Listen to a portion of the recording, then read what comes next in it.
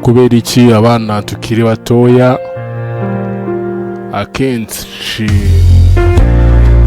kugera ku ntego zacu bitugora.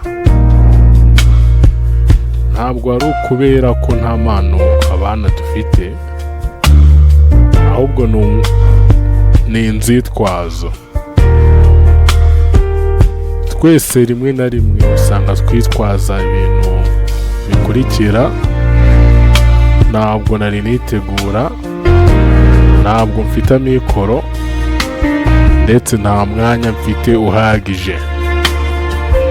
Ariko ukuri ni uko urwitwazo arirwo dukomeza gushyira imbere. Tekereza ku mugabo witwa Mose. Mose yatinyaga kuvugira imbere y'abantu, yari afite impamvu zo kutagira icyo akora, ariko Imana iramubwira iti genda nzabana nawe. Mose yashoboraga gutanga urwitwazo urwo ari rwo rwose, ariko Mose yahisemo kugenda. Iyo niyo mpamvu Mose yatahanye intsinzi. Urwitwazo ni umwanzi w'iterambere. Urwitwazo ni ukudakura kwawe.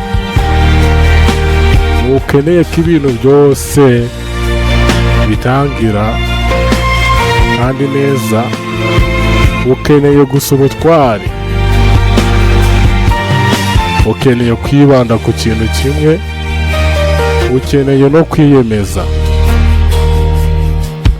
Fata intambwe imwe uyu munsi,